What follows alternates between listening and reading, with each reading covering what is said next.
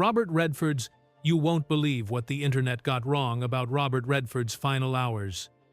For a few breathless hours on the 16th of September 2025, timelines and group chats lit up with a comforting story. Robert Redford died peacefully in his sleep at home in Utah, age 89. That part is true. His family confirmed he passed at his beloved Sundance home and asked for privacy. No cause of death was disclosed. Now, where things went off the rails was everything that came after the so-called leaked autopsy. The shadowy medical theories, the dramatic play-by-play of a final night no credible outlet actually reported. So, tonight, let's separate signal from noise. Let's honor the man we really knew, actor, director, builder of careers, and the very human way he chose to keep his private life private. If you've grown up with his films, you can probably feel this moment in your bones. That sly smile in Butch Cassidy and the Sundance Kid. The quiet steel in All the President's Men. The elegance of Out of Africa. But Redford wasn't just the face on a poster. He was the guy who put his own money, time, and reputation behind new voices when the industry wasn't listening. He didn't just star in movies, he changed where movies could come from, who could make them, and how they could get seen. That's why tributes poured in from across generations, actors, directors, and friends calling him calm, generous, and a North Star for independent film. Now, let's talk about the swirl. In the hours after his death went public, social feeds started pushing sensational autopsy leaks lists of medications, detailed hospital timelines, even hints of foul play. Here's the thing. Reputable outlets reported no cause of death and no official medical details. The family's single clear note? He died in his sleep at home. That's all they chose to share, and that's their right. The rest? Rumors dressed up like reporting. When the story? This big hits. The internet hates a vacuum, so it fills it. But Redford spent a lifetime avoiding cheap noise. It would be pretty on brand for him that, even now, the responsible answer is, we don't know. And that's okay. Here's what we do know. Facts from a career that never needed embellishment. Robert Redford broke through in the late 60 seconds and never really took his foot off the gas. He was magnetic on screen, sure, but he was also restless, curious about what stories could do when they weren't sanded down by the system.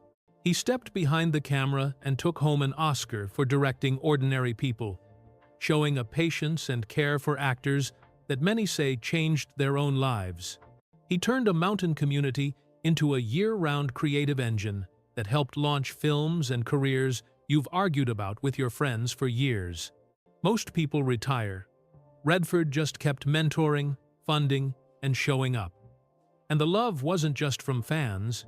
In the days after his passing, colleagues remembered him the same way audiences did. Centered, thoughtful, and allergic to ego. One called him always the coolest, calmest man in the room. That sounds exactly right. It's also exactly the kind of presence you notice in the quiet parts of his work. The held breath before a decision, the glance that says more than a speech. That's craft. That's a life spent listening first.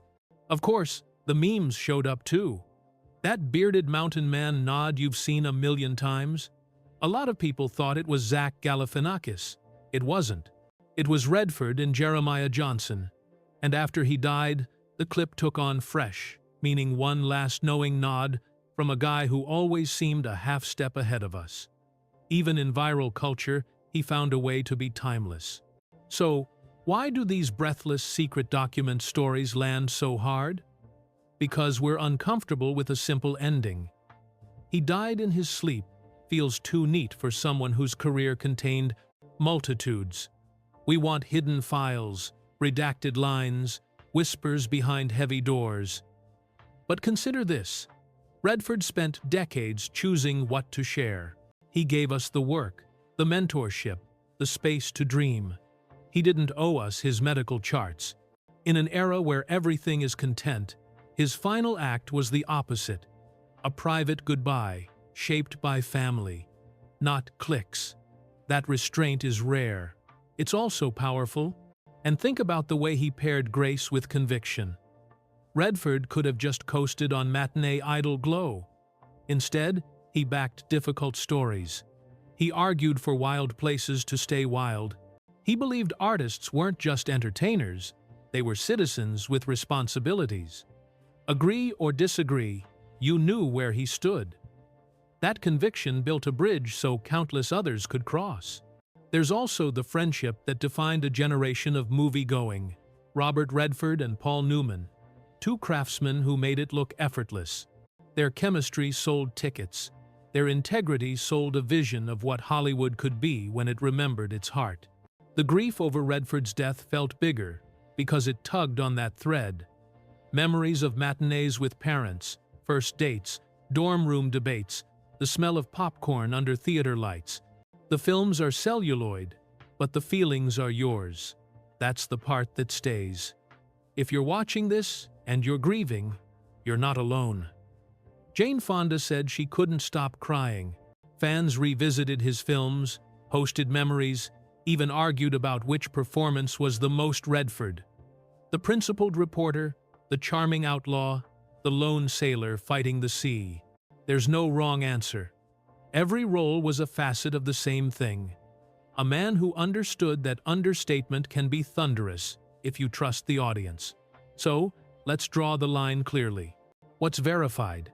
He died at home, in his sleep, surrounded by loved ones. What's not? The sensational autopsy leaks, ricocheting through video thumbnails and anonymous posts. If an official report ever emerges, real journalism will publish it. And it will read like a document sourced, dated, boring, in the best possible way. Until then, the truest way to honor Robert Redford is to watch the work he chose to share and to keep the door open for new voices, the way he did for so many. Here's my favorite way to think about him now. Picture that familiar half-smile, the quiet nod, the sense that he saw a little further down the trail than we did.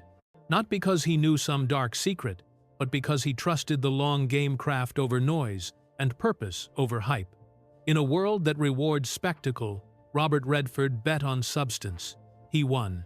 Thank you, Mr. Redford, for the films, for the chances you took on others, for reminding us that elegance and courage can live in the same frame. If this helped clear the fog around a messy news cycle, and if Robert Redford ever moved, you drop a comment with the role that stayed with you. Like this video, subscribe, and hit the bell so you don't miss what's next. And tonight, maybe press play on one of his movies. Let the story do what he always wanted it to do, speak for itself.